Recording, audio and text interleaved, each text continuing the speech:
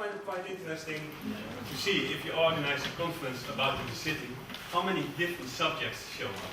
So many different talks have been told today, more yet to come. And that's actually one of the most attractive things of a city. That's why people move to a city. There's so many different things going on here. It has so much to offer. There's many things going on, like I said. We have universities here, you have sport facilities. It gives, a city offers jobs to people. You have a good nightlife, restaurants, cafes. Even now and then you have a TED event. What do you want more? A lot, actually. In a city it's not only positive. There's some things going on in the city as well, what makes lives a bit harder. We all can imagine what it is. You have unemployment here, you have the stress of the hectic lifestyle, there's a lot of pollution going on, noise all around you. And even in this temperature, in summer, just a few weeks ago, we had it quite warm in the streets.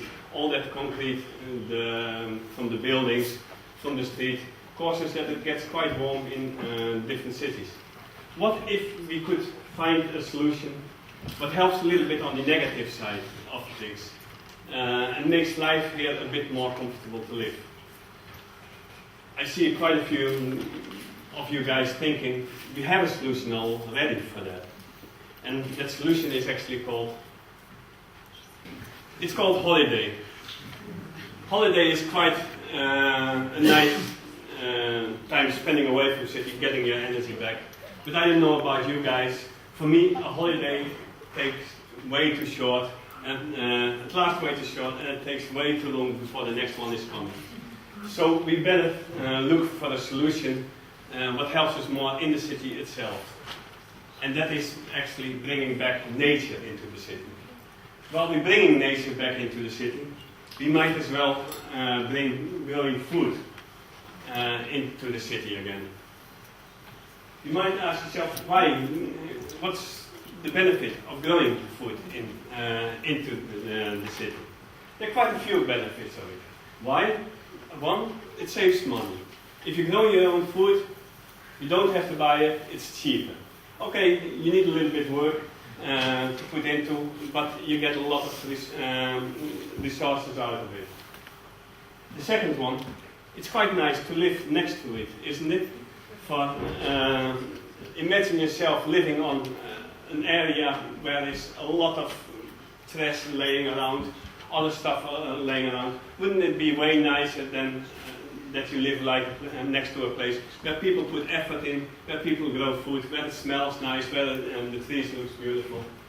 One place, for example, oops, not two places, one place, for example, is the old flower market next to the old railway station. I don't know if many of you are familiar with this area. It's an area in the middle of the city, in the middle of the city center. I lived now 3 years in Skopje, and all those 3 years I keep amazing myself, how can a city leave a beautiful place in the middle of the city next to a very historical building? How can they leave it, get only used as putting trash to it? Wouldn't that be way nicer if we could use it, even if it's only for a short time, to grow food on it? Imagine yourself living to it. Looks very nicer if you look down to this place than to the place how it is now, isn't it? So that's quite an advantage of growing food. But there, like I said, there's more advantage. It improves microclimates. Through growing food on the street, in the fields, you can create different climates. Unlike most people think, the humidity in the air doesn't always come from rain. Actually, most of the time it doesn't come from rain. It comes from evaporation from the leaves, the water from the leaves from the trees. They make it a little bit cooler to walk under it. Imagine yourself walking into the city center and being covered by grapevines, by kiwis all next to you, the smell of all those plants. Wouldn't that be nice? I can tell you, it is nice. I had that experience. Oh, it was quite nice as well. I had that experience in Turfan in China. It's a place in the middle of the Gobi Desert. The climate there is at least as extreme as here in Skopje. During the days it can be there up to 45, up to 49 degrees. During the nights it's a desert, it gets quite cold. Still, a lot of streets there are covered with grapevines. It's so beautiful to walk during the daytime, to walk down there, to sit down there.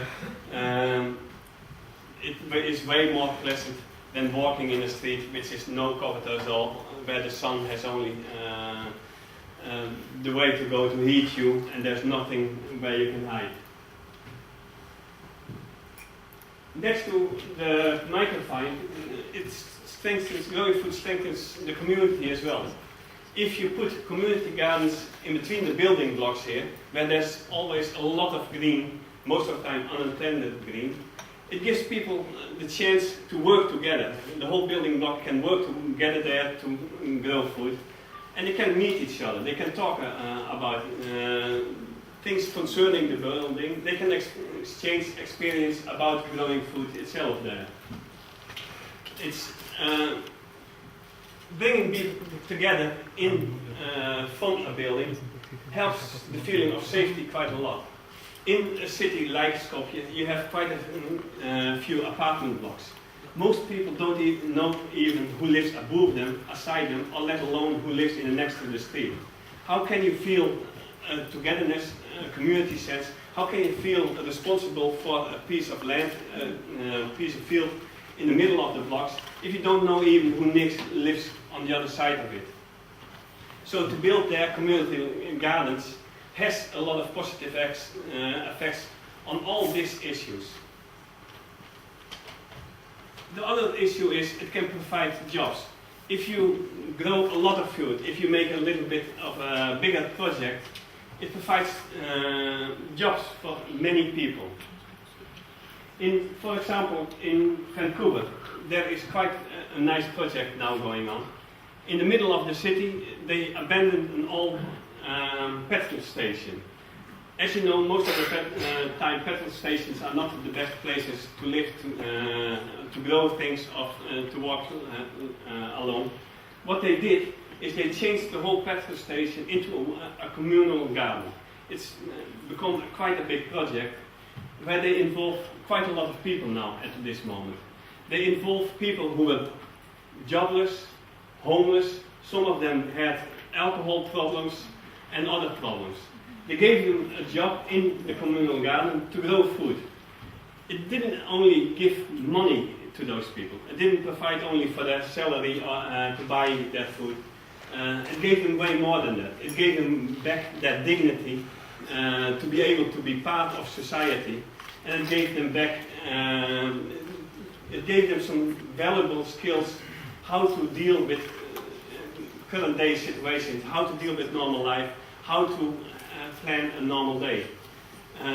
They sell the food from that lot, they sell to all restaurants in the area, even to top restaurants. So the food must be good, and that on an old petrol station.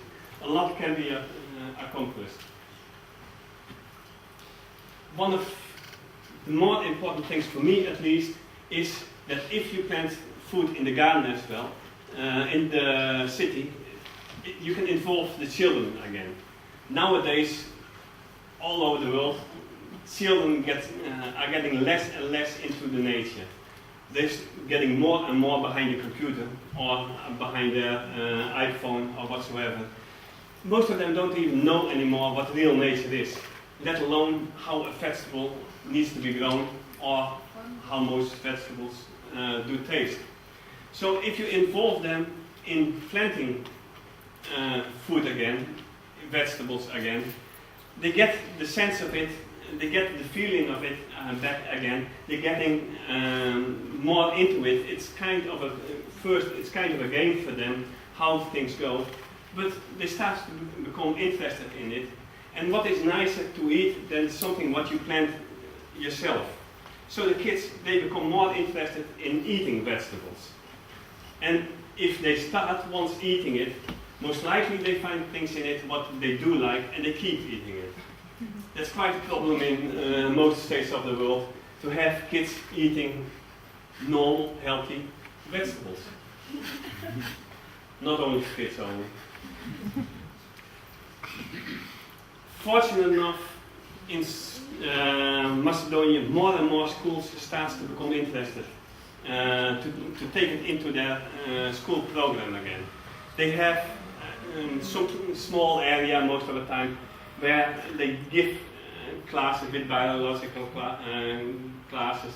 They give some education about growing food. It's small scale, but there's the first step again. I hear there used to be here way more of that. A while ago, it was nearly on all schools.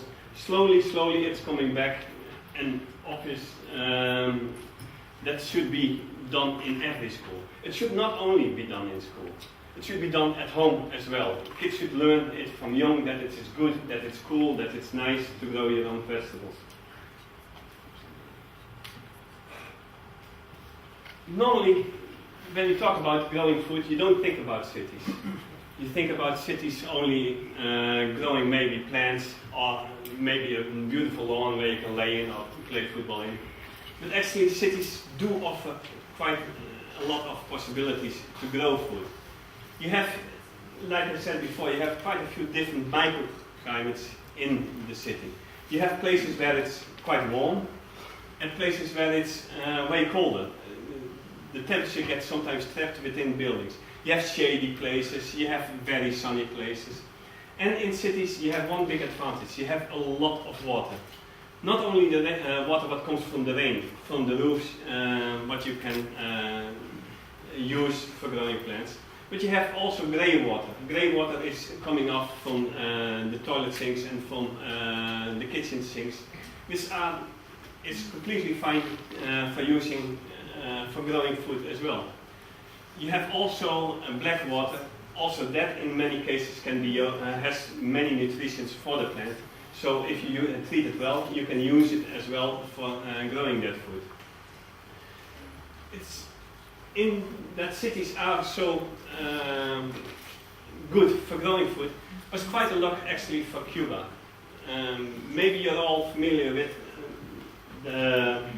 that Cuba was in the 1990s was into a crisis. When the USSR fell apart, they stopped the help to Cuba. They stopped 80% of the food delivery to Cuba and 50% of the oil. That immediately meant for Cuba that they couldn't grow big-scale food anymore outside the city. To grow in an industrial way agriculture needs a lot of oil. So they didn't have it. Simply, they didn't even have to get to the field, let alone to use oil on the field, petrol, to get the machines going and things like that. So without food, they had to survive somehow. What they did, they started to grow food wherever they could in the city. In every place, on rooftops, on balconies, on every little lot they could find. After a very short while, they were very hungry, so they increased it quite a bit. After a very short while, those food grown in the city supplied 80 to 100% of all the food needed for that area around it. All the food for local markets came from grown in the city itself, and they could survive on it. So that's quite an achievement in quite a short time. I've been in Havana, I've been in Cuba. I can tell you, Skopje has way more opportunities to grow food. There are way more fields here, way more green places to grow food, way more balconies. It's not so dense populated. So I can't see any reason why it shouldn't work in Skopje, in Macedonia, while it did work so perfectly in Cuba. I can even see one reason, and that's basically the only reason. That is, in Cuba they had the urge to do it. They needed to do it, so they did it. In Skopje, we think we have time. We don't need to do it, because there is food coming all over. That's not actually the case. Food gets scarce in the world, so you better be ready, you better make your own food, be prepared for what comes. The computer tells me to speed up, so I will. There are quite a lot of places where you can grow it. You have to be creative how to grow it, where to grow it. You have balconies, you have all lots, like I said, rooftops, anywhere where you can imagine you can grow it. There are sunny places all over the area. About water, Skopje is very lucky, not only Skopje, whole Macedonia is so very lucky that it has a lot of water available. Very good quality water. It's, for me, it's unbelievable. You can walk to a lot of fields here for the streams, you can drink it. Water streams out of the many places here in Skopje.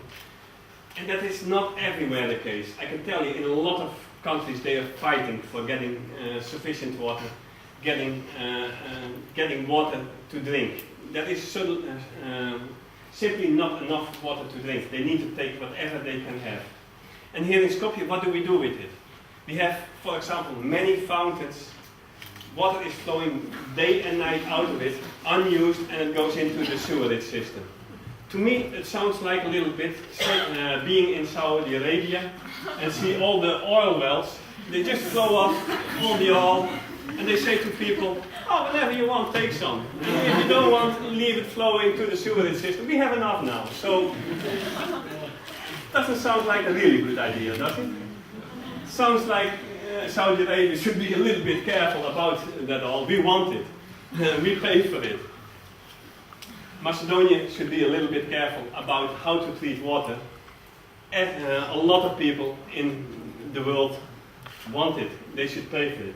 And taking care of water, you don't have to change the whole city. You don't have to break down whole buildings, tear up the roads, whatsoever. Little simple adjustments make it the use of water so much more efficient.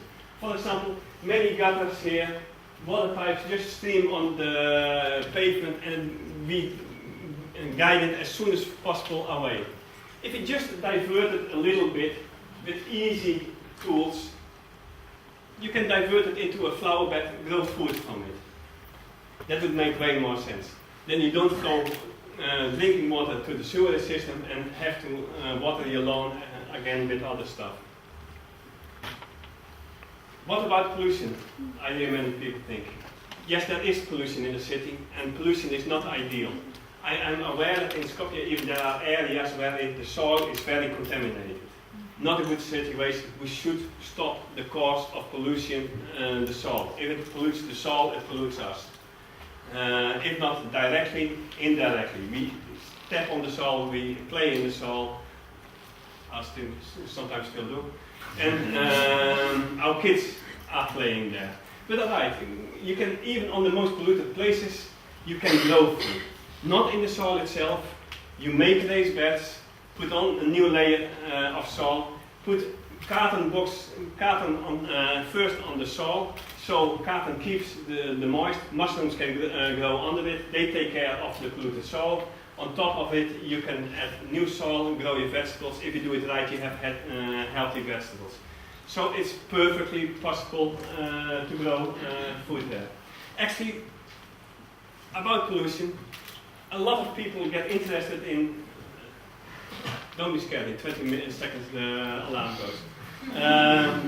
A lot of pollution is, a lot of kids start growing food because they are afraid of pollution.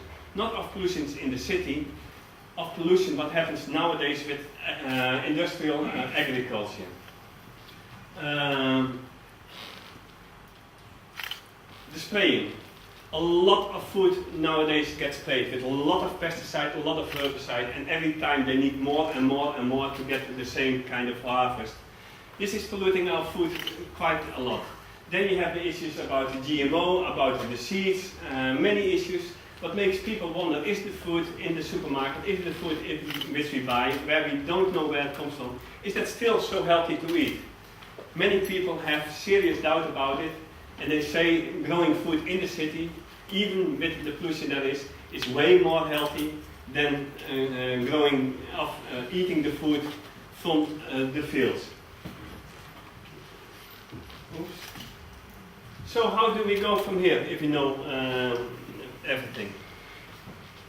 even all over the world, like I said, you would get interested and grow it. Grow it everywhere, every small little place they find, even in Skopje. There are many young people, and a little bit less young, who grow food in that place, in that small place, wherever they can. But what most of the time the problem is from the people who really want to get involved, is that they don't have enough place to build it. Besides that, they don't have enough time to put all the effort in it what sometimes a garden needs, especially at some moments. Gardening takes time. The third problem sometimes is they don't have the knowledge how to do it. So what we should create is a place where people can come to with their question, with their remark, and if they want to know something about growing food, if they want to know where they can grow food, that they can get help, that even that they can find someone else where they can do it with, where they can share their project with. If you create such a place, way more people would be willing to be involved and like to do it. To be united in that sense has other strong effects as well. It's way better to be united if you want to ask the municipality for a piece of land where you can grow your food on. Together or to come there as an individual makes a difference. If you have an organization behind you, they take you way more serious in your request, and they have more trust that you can follow through what you are talking to. So to unite, it's quite a good thing to do. Throughout the whole world at the moment, there are all these kind of initiatives popping up. You have many initiatives what is guided by a group, it's called a transition town. A transition town is basically based on the permaculture principles for growing food, and it prepares you for the challenges the climate change and the peak oil have in store for us. Peak oil, for the people who don't know it, is the period after we don't have so much oil for our use anymore. So it prepares you to be one step ahead for things what might come for us. It prepares us to create food for us ourselves. It's a wonderful kind of initiative to make this kind of actions possible for a lot of people all over the world. What I would like to achieve with this whole speech is actually that all of us get a little bit more inspired to grow your own food. Even if it's only trying out in one little pot how to grow a few items for your salad. Just grow a bit lettuce, grow a little bit other vegetables, so you can see how fun it is to grow. You will be amazed what you can achieve in a little area.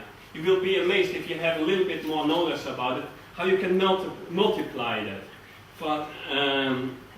And seeing vegetables grow up, it makes it so much nicer to connect with the food, and I'm sure it's gonna taste very nicer. So experiment with growing food, experiment at home, look at places where can you grow it, don't think it's not possible, just be inventive about it for how can I grow there. Everywhere you can grow. It only needs a shoe sorting bag to grow quite a lot of vegetables. You can make nearly all year round salad out of that one if you do it right and if you keep adding it up. You can do in your lawn, you can take a little patch just to make a garden to grow your food. It will have amazing results. It will have amazing results for your meal. That's why I do wish you all a healthy, happy food experience through growing your own food. Thank you.